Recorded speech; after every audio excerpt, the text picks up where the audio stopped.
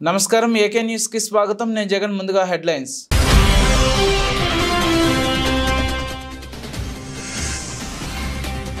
చరిత్ర సృష్టించబోతున్నాం ఐపాక్ టీంతో జగన్ ఎన్నికల తర్వాత యావత్ దేశం మనవైపే చూస్తుందని వ్యాఖ్య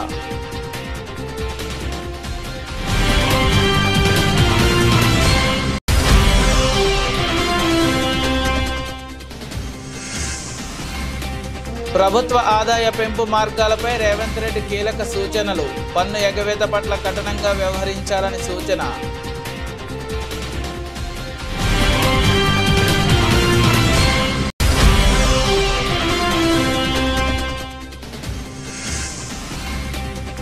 అచ్చంపేటలో సీఎం రేవంత్ రెడ్డికి తెలిసే దాడులు జరిగాయి డీజీపీకి ఫిర్యాదు చేసిన ఆర్ఎస్ ప్రవీణ్ కుమార్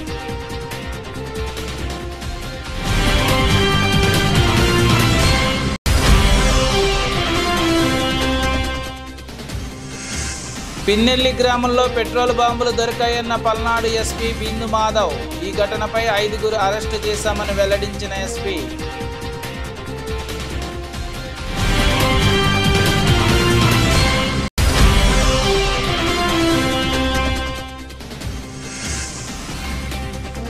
వర్షంతో Sunrisers Gujarat Titans match రద్దు ప్లే ఆఫ్స్ కు అర్హత సాధించిన sun Risers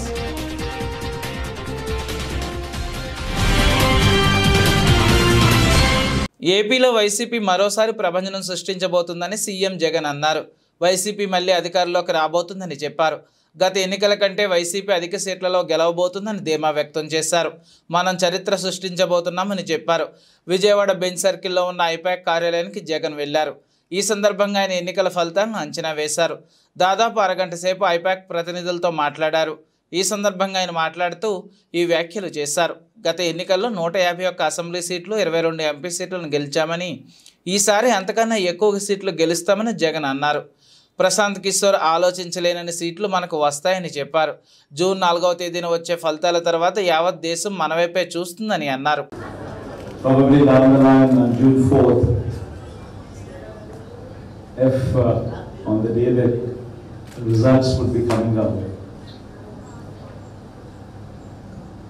I promise that this results would ensure that the whole country would stand up and look towards Andhra Pradesh.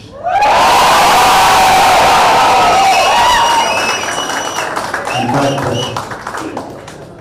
when someone told me last time itself was 151, last time out of 175, 151 itself is a tall number.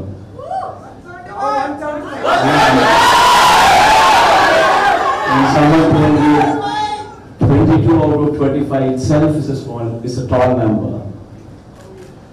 This time, we're going to beat that record.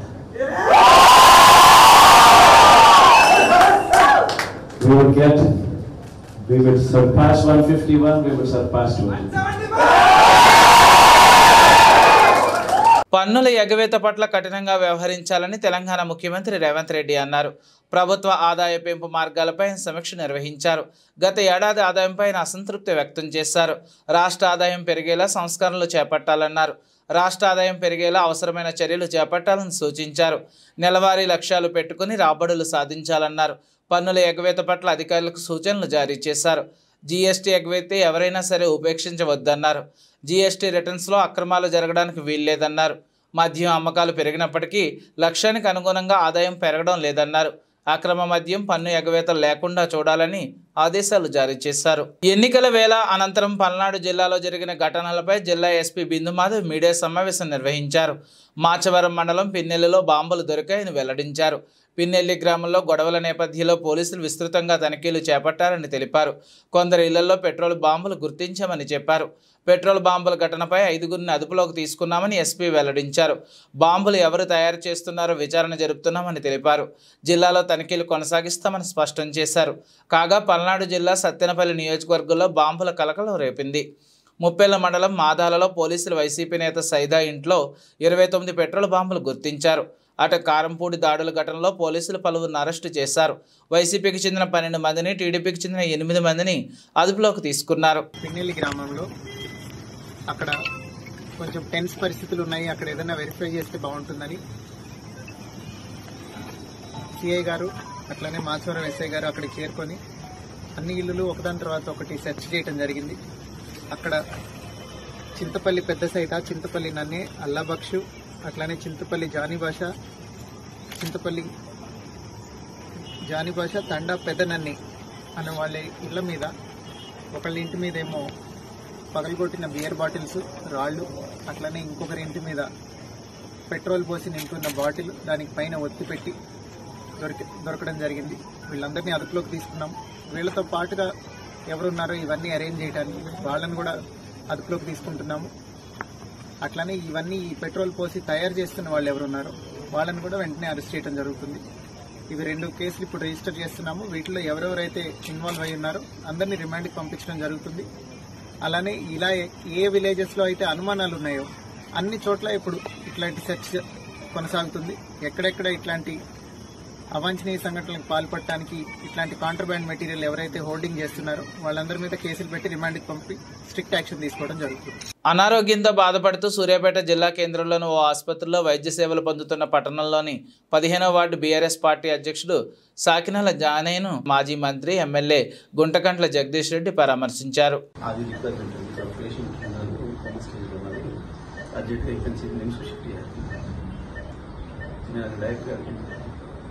Patient ఇక్కడ ఇక్కడ వేరే sigma hospital ఉన్నాడు. తినపడి brain దెబ్బ తగిలింది, bleeding అవుతుంది.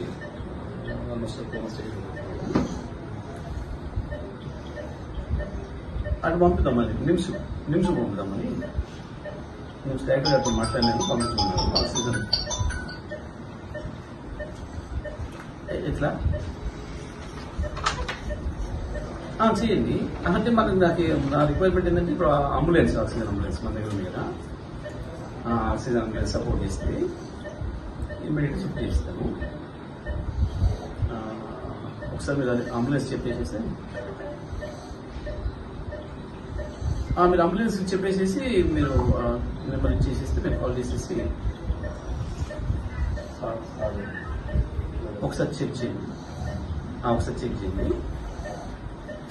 పెట్టండి, ఏం లేదు. మీరు చెక్ చేసేసి ఉన్నది అంటే వాళ్ళ నెంబర్, కాంటాక్ట్ నెంబర్ అది ఇచ్చేసేస్తే మామూలుగా కోఆర్డినేట్ చేసుకుని తీసుకుపోతారు ఇమీడియట్గా. షిఫ్ట్ చేద్దాం. అదే అప్పుడు నేను స్పెషల్ ఇంట్రెస్ట్ పెట్టి ఇచ్చాను అది నేను అంబులెన్స్ ఒకసారి కనుక్కొని చెప్పండి.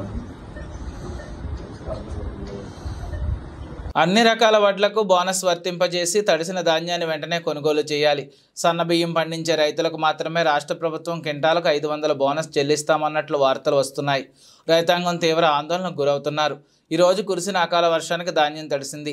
రైతులు తల్లడిల్లిపోతున్నారు. రానున్న 5 రోజులు భారీ వర్షాలు ఉంటాయని వాతావరణ శాఖ హెచ్చరిస్తుంది. అందువల్ల రైతులు మరింత నష్టపోకుండా చూడాల్సిన బాధ్యత ప్రభుత్వానిదే. అన్ని రకాల వడ్లకు బోనస్ వర్తింపజేయాలని, తడిసిన ధాన్యాన్ని వెంటనే కొనుగోలు చేయాలని సిపిఐ తెలంగాణ రాష్ట్ర కమిటీ రాష్ట్ర ప్రభుత్వాన్ని డిమాండ్ చేస్తోంది. సన్నబియ్యం పండించే రైతులకు మాత్రమే బోనస్ వర్తింపజేయనున్నట్టు వార్తలు వస్తున్నాయి.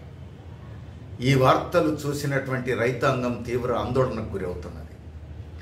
వడ్లు పండించేటువంటి రైతుల్లో 20% మాత్రమే సన్నబియ్యం పండిస్తారు. 80% మంది దొడ్డు బియ్యం పండిస్తున్నారు. ఈ దొడ్డు బియ్యం పండించే వాళ్ళు అత్యధికులు సన్నకారు, చిన్నకారు రైతులు. ఇప్పుడు ఈ వార్తలు చూసి తీవ్రమైనటువంటి ఆందోళనకు గురవుతున్నారు. తమ ఎన్నికల ప్రణాళికలో కూడా కాంగ్రెస్ పార్టీ క్వింటాలు వడ్లకు 500 రూపాయలు బోనస్ ఇస్తామని చెప్పిందే తప్ప సన్న బియ్యము, దొడ్డు బియ్యము అనేటువంటి తేడా చూపించలేదు. ఇప్పుడు వస్తున్నటువంటి వార్తలు నిజమే అయితే రైతులు తీవ్రంగా నష్టపోతారు. అందుకని తక్షణమే రాష్ట్ర ప్రభుత్వం అన్ని రకాల బియ్యం పండించేటువంటి రైతులకు బోనస్ వర్తింపజేయాలని చెప్పి సిపిఎం కోరుతున్నది.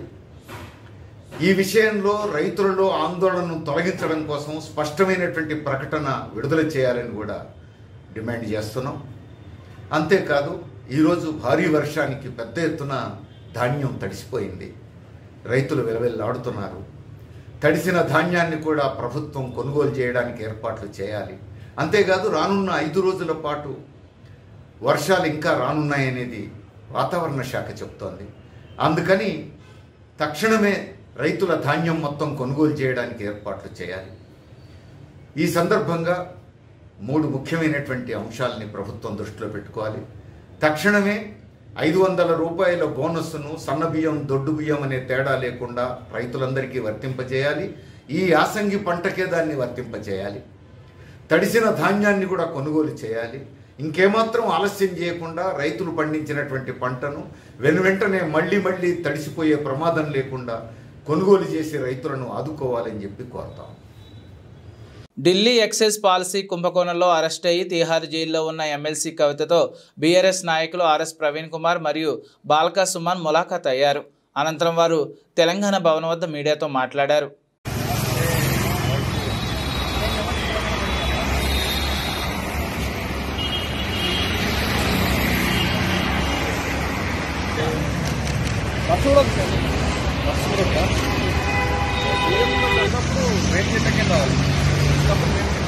मॉल में इधर आ जाओ.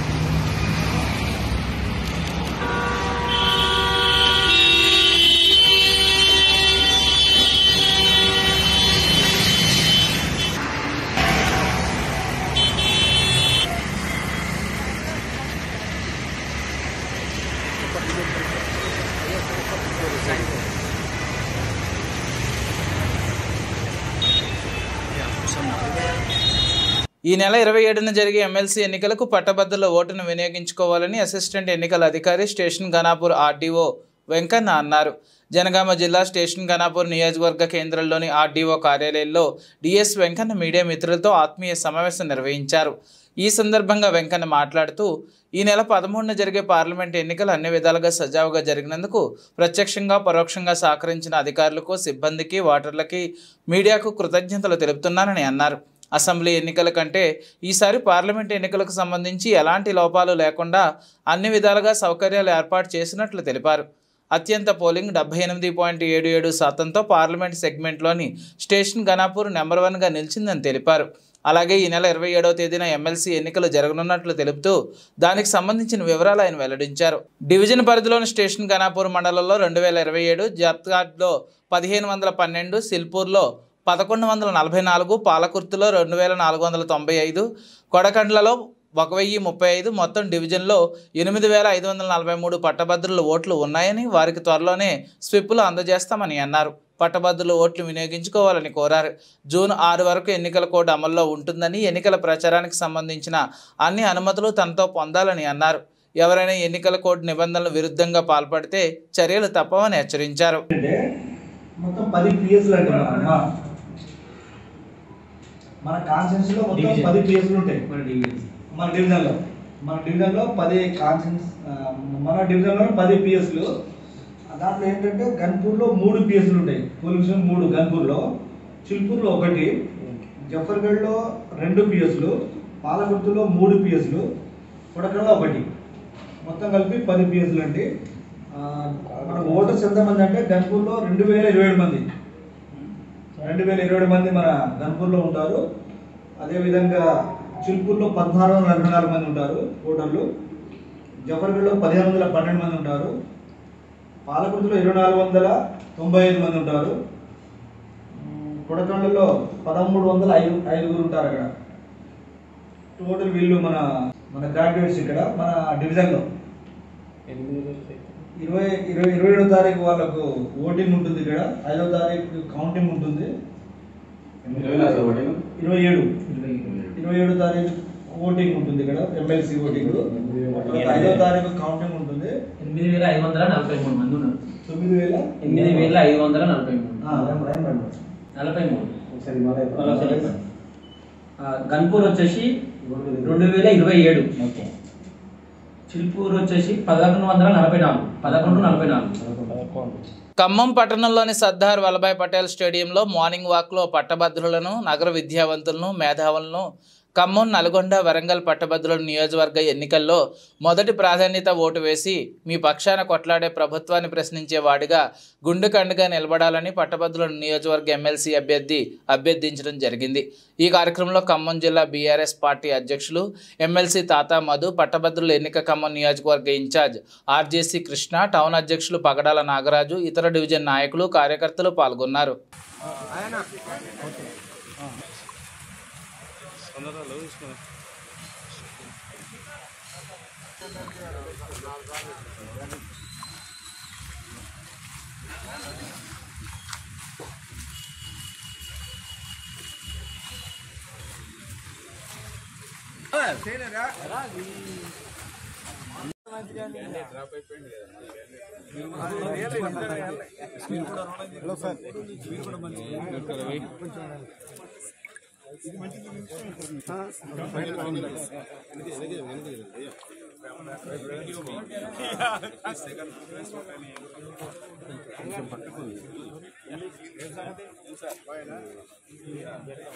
పట్టభద్రుల నియోజకవర్గ ఎన్నిక సాధారణ ఎన్నికతో పోలిస్తే చాలా భిన్నంగా ఉంటుంది, ప్రత్యేకంగా ఉంటుంది.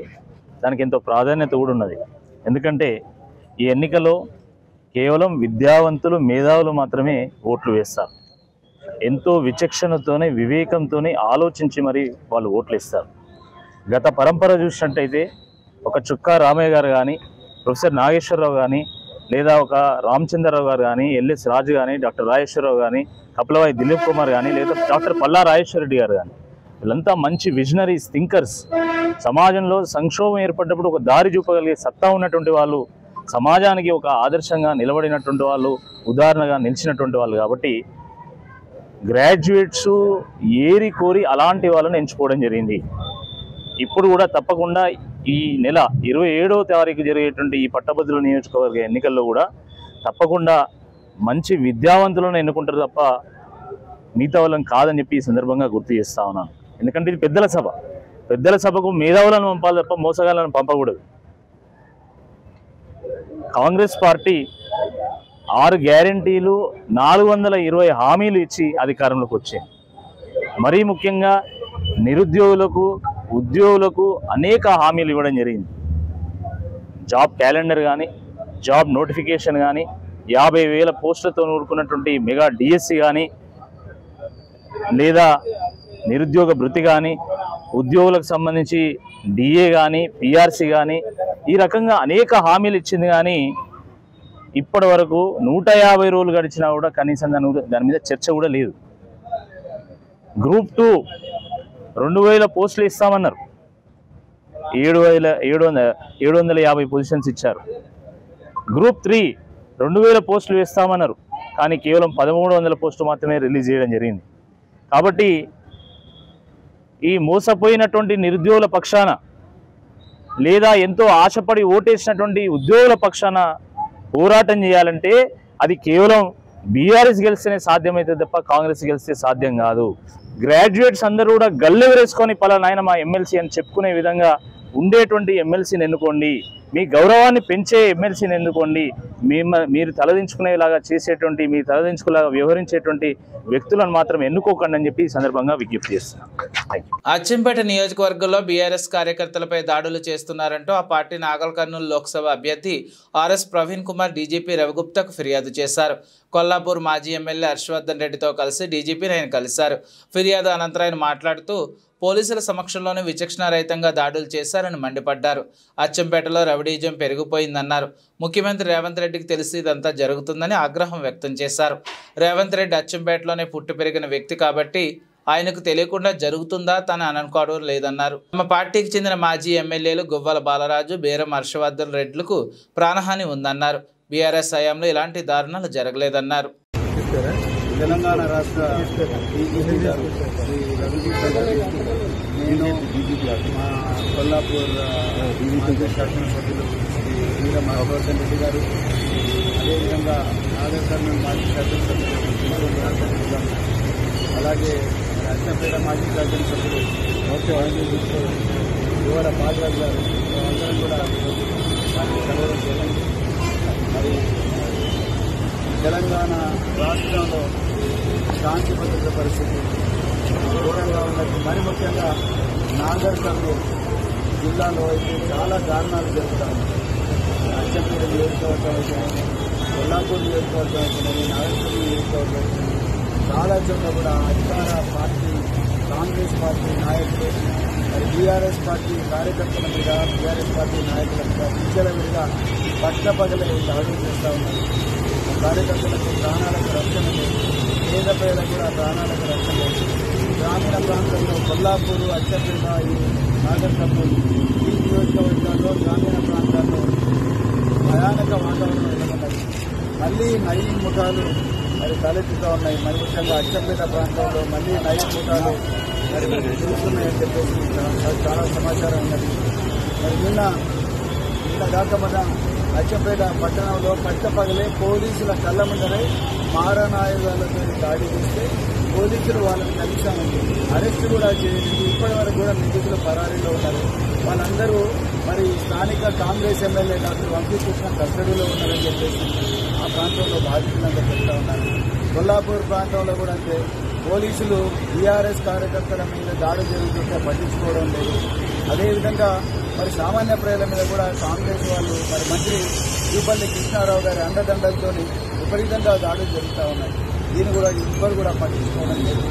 మరి ఎంత ఘోరం అయిపోయిందంటే నాగర్ కర్నూలు జిల్లాలో వ్యవస్థ ఇలా దాడులు చేసి హైదరాబాద్ నగరంలో కురుస్తున్న భారీ వర్షాలపై ముఖ్యమంత్రి రేవంత్ రెడ్డి సమీక్ష నిర్వహించారు. అప్రమత్తంగా ఉండాలని ఆదేశాలు జారీ చేశారు. గురువారం సాయంత్రం సచివాలయంలోని అన్ని విభాగాల అధికారులతో మాట్లాడారు. ప్రజలకు ఇబ్బందులు లేకుండా ఎప్పటికప్పుడు చర్యలు చేపట్టాలన్నారు. ఈ సమీక్షలో మంత్రులు జూపల్లి కృష్ణారావు, పొంగులేటి శ్రీనివాసరెడ్డి, సంబంధిత అధికారులు ఉన్నారు.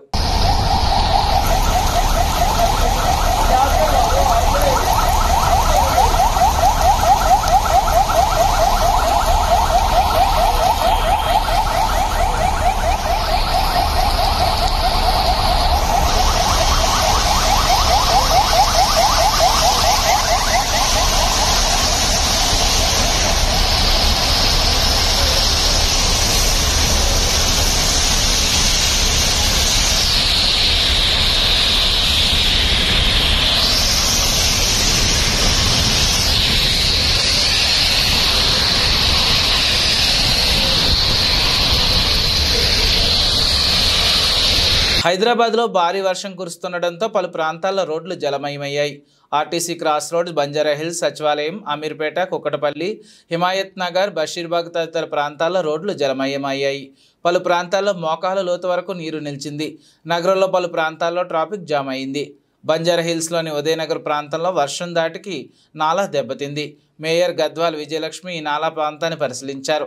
నాలా దెబ్బతిన్న నేపథ్యంలో ప్రజలకు ఇబ్బందులు కలగకుండా వెంటనే ప్రత్యామ్నాయ ఏర్పాట్లు చేయాలని అధికారులకు ఆదేశాలు జారీ చేశారు.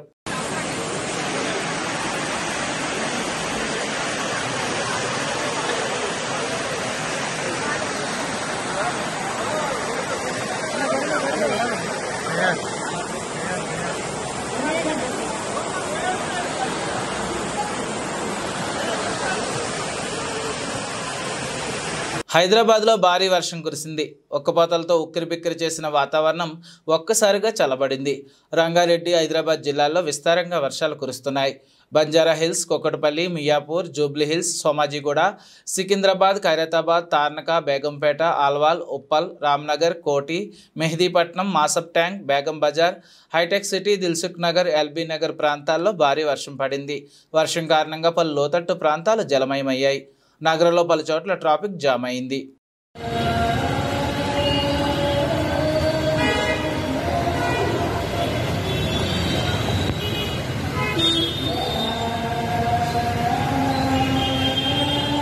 మెదక్ జిల్లా అల్లదుర్గం మండలంలోని పలు చోట్ల శుక్రవారం కురిసిన వర్షానికి, అకాల వర్షానికి వరిధాన్యం తడిసింది. అల్లదుర్గంలో ఏర్పాటు చేసిన వరి కొనుగోలు కేంద్రం ఇప్పటికీ ప్రారంభించకపోవడంతో రైతన్నలు ధాన్యం ఆరబెట్టుకోగా పడికాపులు పడుతున్నారు. అంతలోనే వర్షం జోరందుకుంది. రైతన్నలు ఏం చేయాలో తోచక అయోమయ స్థితిలో కన్నీరు మున్నీరవుతున్నారు. వరి కొనుగోలు కేంద్రాలు త్వరగా ప్రారంభించి ప్రతి గింజను కొనుగోలు చేస్తామని స్వయానా తెలంగాణ రాష్ట్ర ముఖ్యమంత్రి రేవంత్ రెడ్డి చెబుతున్న రైతన్నలకు మాత్రం కష్టాలు తప్పడం లేదని చెప్పవచ్చు. శుక్రవారం కురిసిన వర్షంతో వరిధాన్యం కుప్పలు కాస్త తడిసి రైతులను కంటతడి పెట్టించింది. ధాన్యం లోడును తరలించేందుకు లారీలు రాకపోవడంతో కొనుగోలు కేంద్రాల వద్ద జాప్యం జరుగుతుందని రైతన్నలు తమ గోడును విన్నవించారు. ఇప్పటికైనా సంబంధిత అధికారులు స్పందించి త్వరితగతిన ధాన్యం కొనుగోలు చేసి రైతన్నల కష్టాలను పారదోలాలన్నారు.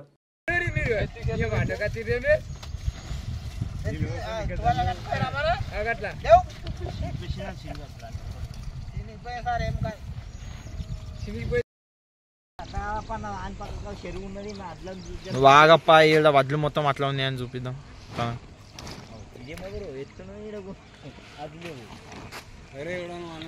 వడ్లు ఏం జోకలేరు అని తెలియాలి కదా వాళ్ళకు కూడా.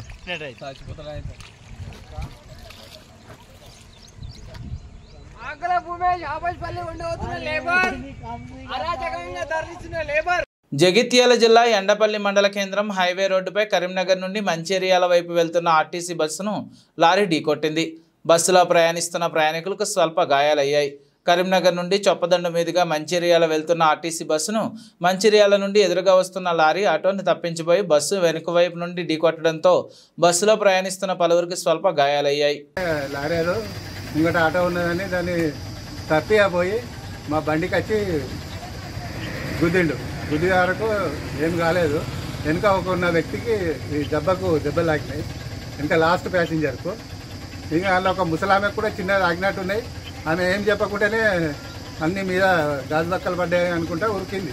వేరే బస్సు రాగానే బస్సులు ఎక్కిపోయింది. ఎంతమంది పిల్లలు? ఎంత ఒక్క ఈమెకు ఉన్నాయని ఊరైనా చెప్తుండు. మరి అది మనకు అంత తెలియదు. లారీ ఇటు కరీంనగర్ రూట్ పోతుంది. ధర్మారం పోలీస్ స్టేషన్ కూడా ఆపిండట మా డ్రైవర్ పై.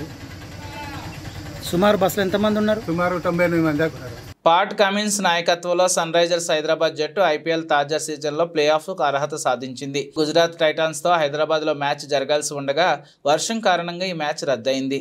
దాంతో ఇరు జట్లకు చెరొక పాయింట్ కేటాయించారు. టోర్నీలో ఇప్పటిదాకా 14 మ్యాచ్లు ఆడిన సన్ రైజర్స్ ఖాతాలో మొత్తం 15 పాయింట్లు ఉన్నాయి. ఇప్పటికే Kolkata Knight Riders, Rajasthan Royals play ఆఫ్స్లో ప్రవేశించాయి. ఇప్పుడు సన్ రైజర్స్ ప్లే ఆఫ్స్లో చేరి 3వ జట్టు అయింది. సన్ రైజర్స్ ప్లే ఆఫ్లో బెర్త్ ఖరారు చేసుకున్న నేపథ్యంలో అటు ఢిల్లీ క్యాపిటల్ జట్టు టోర్నీ నుండి అధికారికంగా నిష్క్రమించింది. ఇక 4వ బెర్త్ కోసం Chennai super Kings, royal Challengers Bengaluru మధ్య ఆసక్తికర పోరు నెలకొంది. ఆర్సీబీ సిఎస్కే మ్యాచ్ ఎల్లుండి బెంగళూరులో జరగనుంది. వరుస విజయాలతో ఊపు మీద ఉన్న బెంగళూరును నిలువరించేందుకు చెన్నై ఏం చేస్తుందన్నది ఆసక్తి కలిగించే అంశం. ఈ మ్యాచ్లో తొలుత బ్యాటింగ్ చేసిన జట్టు 200 పరుగులు చేస్తే లక్ష్య ఛేదన్ను 18.1 ఓవర్లతో పూర్తి చేసిన జట్టు రన్ రేట్ పరంగా 4వ బెర్త్ ఖాయం చేసుకుంటుంది. లేదా ఈ మ్యాచ్లో 18 పరుగుల తేడాతో గెలిచిన పట్టు 4వ బెర్త్ను దక్కించుకుంటుంది. బులెటిన్ ముగించే ముందు హెడ్లైన్స్ మరోసారి.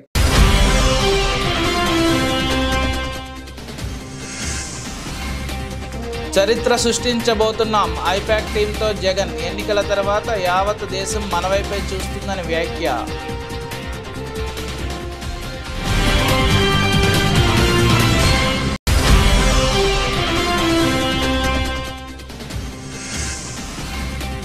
ప్రభుత్వ ఆదాయ పెంపు మార్గాలపై రేవంత్ రెడ్డి కీలక సూచనలు.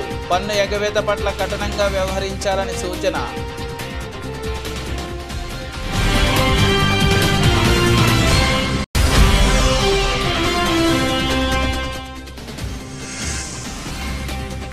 అచ్చంపేటలో సీఎం రేవంత్ రెడ్డికి తెలిసే దాడులు జరిగాయి. డీజీపీకి ఫిర్యాదు చేసిన ఆర్ఎస్ ప్రవీణ్ కుమార్.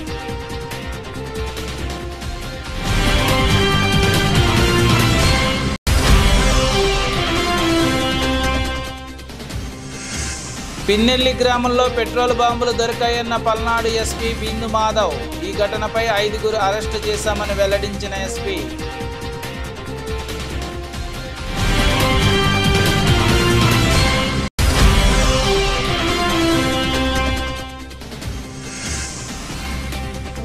వర్షంతో Sunrisers Gujarat Titans match రద్దు. ప్లే ఆఫ్స్కు అర్హత సాధించిన సన్ రైజర్స్.